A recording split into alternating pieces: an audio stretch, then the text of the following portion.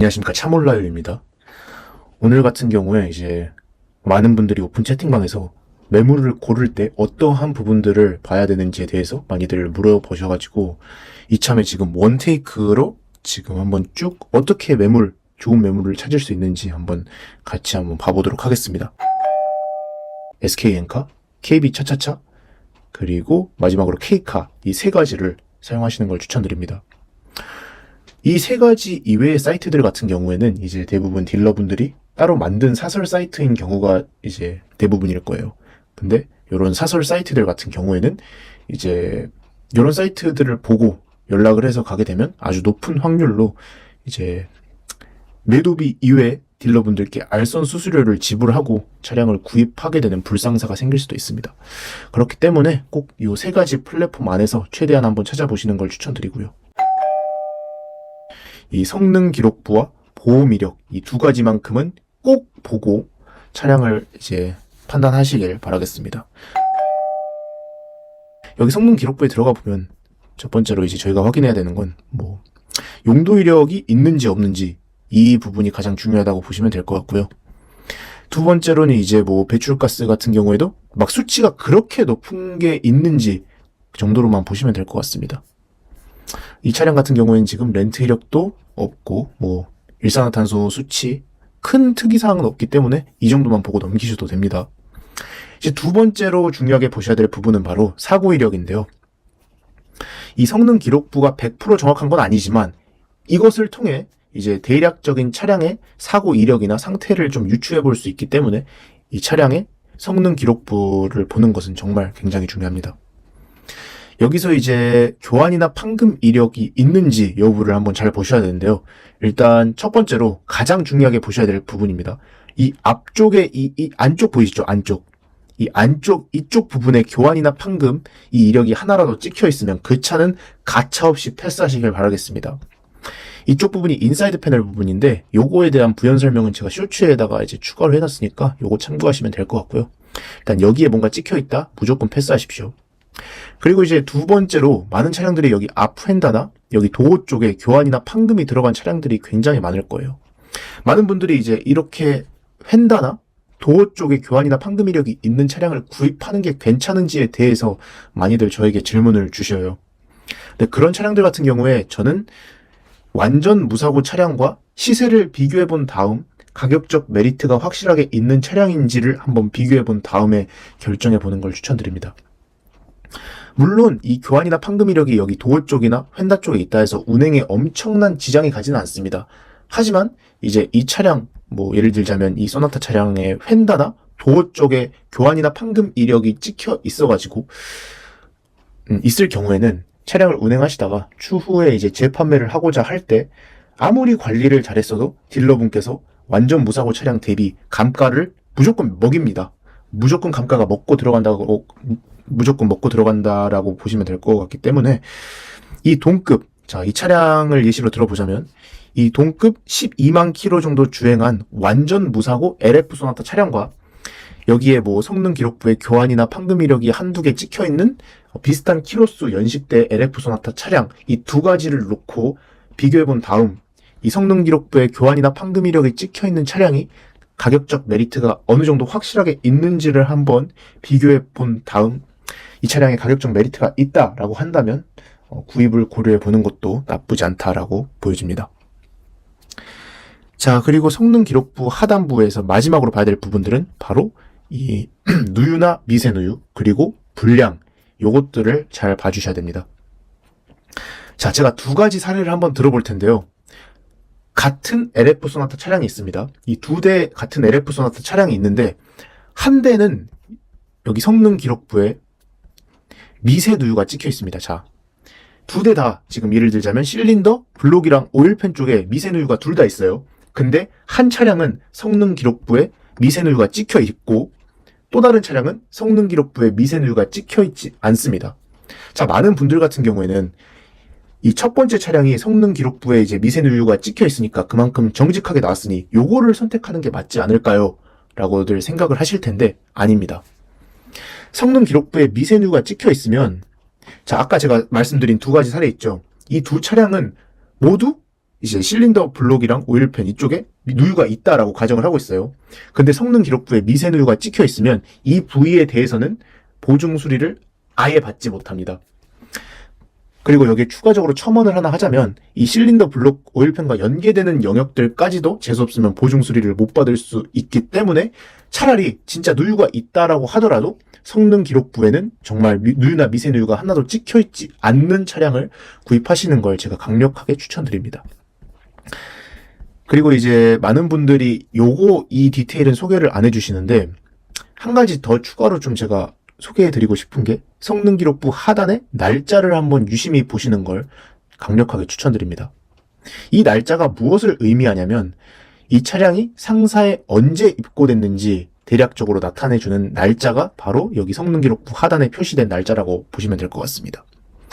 보통 상사에서 차량을 입고하게 되면 가장 먼저 하는 절차가 이제 상품화를 하기 전에 성능장에 가서 차량의 객관적인 상태를 체크하기 때문에 차량을 매입한 뒤로 한 하루에서 이틀 그 사이 간격으로 성능 점검장에 가기 때문에 이 차량이 대략 언제 상사에 들어왔는지 짐작을 할 수 있으며 차량이 입고된 지 꽤 오랜 시간이 지난 것으로 추정이 된다라고 보여진다면 한번 내고를 강력하게 해보는 것도 좋습니다. 그리고 여기서 이제 마지막으로 성능 기록부에서 마지막으로 봐야 되는 부분 말씀드리도록 하겠습니다. 자, 이쪽 부분을 한번 꼭 확인해 보시길 바라겠습니다. 중고 자동차 성능 상태 고지자에 나와 있는 상사와 이 차량을 판매하고 있는 상사, 이 두 가지의 상사가 일치하는지의 여부를 꼭 한번 확인해 보시길 바라겠습니다. 자, 이 차량 같은 경우에는 제가 지금 영상을 모자이크할 수 있기 때문에 자, 뉴 땡땡 자동차 이렇게 나와 있습니다. 상사가. 여기 근데 판매자 설명을 보시면 이 판매하고 있는 딜러분께서도 역시 뉴 땡땡 자동차 이 두 가지의 상사가 일치하기 때문에 이 차량 같은 경우에는 실차주가 판매하고 있다라고 볼 수 있습니다. 하지만 이제 어떤 차량들 같은 경우에는 여기 성능 상태 고지자에 나와 있는 상사와 차량의 판매글을 올린 상사 이 두 가지가 일치하지 않는 경우에는 높은 확률로 이제 알선 수수료를 지불해야 되는 이제 불상사가 생길 수 있기 때문에 이 디테일 꼭 확인해 보시길 바라고요. 제가 한 가지 더 코멘트를 드리자면 이 상사 이게 일치한다고 해서 무조건 차를 보러 가시진 마시고요. 차량을 보러 가기 전에 이제 딜러분한테 연락을 하실 거 아니에요. 연락을 할 때 이 차량 같은 경우에 부대 비용이 총 어떻게 되는지 한번 그 총 비용표를 요청해 보고 알선 수수료를 안 받는 게 맞는지 확답을 확실하게 받으신 다음에 차량을 보러 가시는 걸 추천드립니다. 제가 이렇게까지 좀 강력하게 말씀드리는 거는 저희 오픈 채팅방에서 이거를 좀 진짜 이렇게 끝까지 물어보지 않고 갔더니 갑자기 알선 수수료를 요구하는 사례도 있었기 때문에 제가 이 부분에 대해서는 좀 강력하게 말씀을 드리는 겁니다. 보험 이력에 들어가게 되면 이쪽 같은 경우에도 역시 자세히 봐야 될 부분들이 많이 있습니다. 자, 첫 번째로 자동차 용도 이력 부분인데요. 여기 자동차 용도 이력에 사용 이력이 있다라고 나오면 저는 그냥 웬만하면 그냥 그 매물은 스킵하는 편입니다. 그리고 여러분들 같은 경우에도 그런 매물이 있다라고 하시면 그냥 패스하시길 바라겠습니다. 요거에 대한 이유 역시 제가 쇼츠에다가 업로드를 해놨습니다. 그리고 이제 소유자 변경 횟수 요것도 중요하게 봐야 되는 디테일 중에 하나인데요.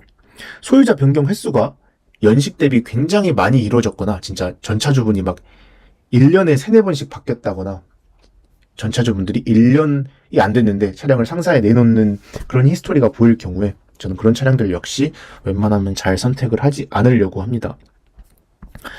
그리고 내차 피해 같은 경우에도 요거는 정말 굉장히 차량마다 이제 사례가 굉장히 상이하기 때문에 제가 무조건 이런 차량을 사라 라고 말씀드리진 못하겠지만 웬만해서는 보험 이력이 이제 0회 완전 무사고 찍혀있는 차량을 구입하시는 게 제일 좋겠죠. 이것도 1인 신조의 완전 무사고 차량 구입하시는 게 가장 좋겠지만 이런 차량들도 나쁘지 않습니다. 자, 이 사례 같은 경우에 내차 피해 이력이 3회 총 비용이 216만 6천 원 정도가 지금 나와 있는데 이 총 비용만 놓고 보면 국산차 치고 좀 높은 거 아닌가라고 생각하실 수도 있습니다. 하지만 이런 차량들 같은 경우에 아래 내차 피해 이력에 들어와서 자세한 이력을 한번 살펴보면 사고 피해 금액들이 전부 100만 원 언더입니다. 100만 원 언더의 이제 사고 금액들은 저는 개인적으로 사고라고 보지 않습니다. 그냥 살짝 툭 하는 접촉사고 정도의 피해가 발생해서 그 정도의 이제 피해를 보험 처리했다라고 이해를 하시면 될 것 같기 때문에 요 정도는 그냥 넘기셔도 됩니다. 그리고 이제 많은 분들이 또 여기에 나와 있는 정보 제공 불가능 기간, 요게 무엇입니까? 라고 많이들 질문을 하세요. 근데 이 정보 제공 불가능 기간이라는 건 보험 가입을 안 한 기간이 아니라 자차가 빠져 있었던 기간이라고 이해하시면 차라리 더 쉬울 것 같습니다. 이 차량 같은 경우에는 17년 11월부터 18년 2월 약 4개월가량 지금 자차가 빠져 있었던 것으로 지금 보여지고 있는데요. 이런 거 같은 경우에 자차가 빠져 있다라고 해서 무조건 패스하실 필요는 없습니다. 차량의 연식이 어느 정도 됐거나 전차주분이 좀 젊으신 분이 운행을 했을 경우에 보험료 차이가 많이 났기 때문에 자차를 빼는 경우도 많습니다. 그렇기 때문에 제일 베스트는 자차를 쭉 들고 탔던 차가 제일 좋긴 하지만 이런 게 있다 해서 무조건 피하실 필요는 없습니다. 다만 차량을 보러 갔을 때 조금 더 꼼꼼하게 보고 소모품 같은 게 잘 갈아져 있는지 좀 더 꼼꼼하게 체크해 보는 거, 그런 것을 추천드리고요. 다음으로 봐야 될 거, 위로 올라와 보시면 여기 소유자 변경 히스토리를 한번 꼭 보셔야 됩니다. 이 차량 같은 경우에는 15년에 차량이 출고돼서 일대 차주분께서 한 2년 정도 차량을 운행하셨고요. 2011년 11월 13일부터 2018년 2월 12일 요거 같은 경우에는 상사에서 세워져 있었던 기간으로 한번 추론을 해볼 수 있어 보이고요. 2대 차주분께서 2018년 2월부터 24년 2월까지 탔던 걸로 보여지니 이 차량 같은 경우에는 전 차주분들이 오랜 기간 차량을 운행하면서 꽤나 애정을 갖고 좀 차량을 신경 쓰면서 운행을 했을 것 같다라고 추론을 해볼 수 있을 것 같습니다. 성능 기록부에서는 이 정도 확인을 해볼 수 있을 것 같고요. 성능 기록부를 딱 눌렀을 때 여기 자동차 용도 이력 정보에 영업용 대여 사용 이력에 있다라고 한다면 뭐 장기 렌트니 일반 렌트니 이런 거 따지지 마시고요. 그냥 창 끄시고 다른 매물 보세요. 제가 항상 강조드립니다. 요것만큼은 꼭 잊지 마시길 바라겠습니다. 이 차량의 번호 있죠? 요거를 헤이딜러 앱 내 차 사기 란에다가 한번 조회를 해보세요. 그러면 이렇게 이 차량 같은 경우는 이렇게 차량의 전체적인 히스토리가 쭉 나오게 됩니다. 보시면 2015년 6월 달에 차량이 출고가 되어서 전남 순천에서 이제 운행을 하신 걸로 보여집니다. 이분 같은 경우에는 지금 여기서 이렇게 꾸준하게 전차주분들이 정비를 하면서 탔던 히스토리를 확인해 볼 수 있고요. 이 차량의 사고 발생 금액이라든지 부위에 대한 자세한 이제 히스토리 확인이 가능합니다. 그리고 가장 좋은 부분은 차량이 상품화되기 전에 사진을 확인해 볼 수 있다는 점인데요. 만약에 이 전차주분께서 차량을 운행하다가 매각하고자 할 때 헤이딜러를 사용해서 차량을 판매하셨다면 이렇게 히스토리가 남게 됩니다.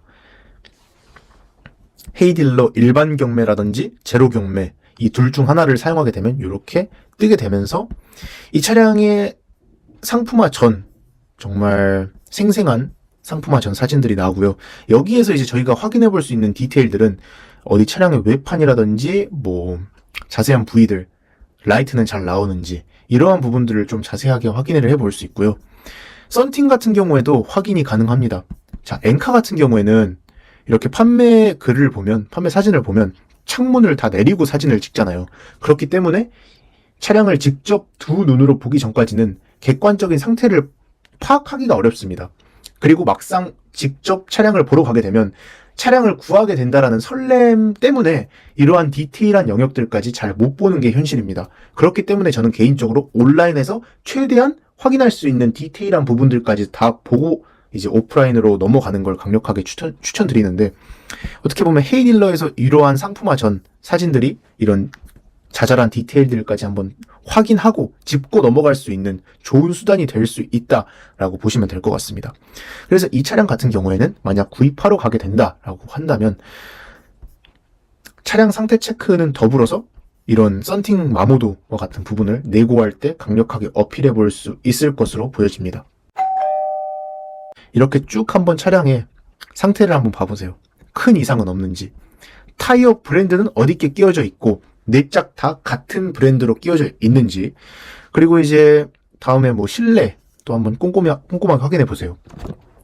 사진 속에서 이제 볼 수 있는 부분들, 예를 들자면 차량의 옵션들이죠. 이 차량 같은 경우에는 블랙박스, 하이패스 룸미러, 크루즈 컨트롤, 오토 에어컨, 버튼식 스마트 키, 그 다음에 순정 내비는 아니지만 사제 내비게이션과 후방 카메라가 들어가 있으며, 여기 위에 보시면 파노라마 선루프까지 들어간 굉장히 알뜰하게 옵션이 들어간 차량이다 라고 판단을 하시면 좋을 것 같습니다.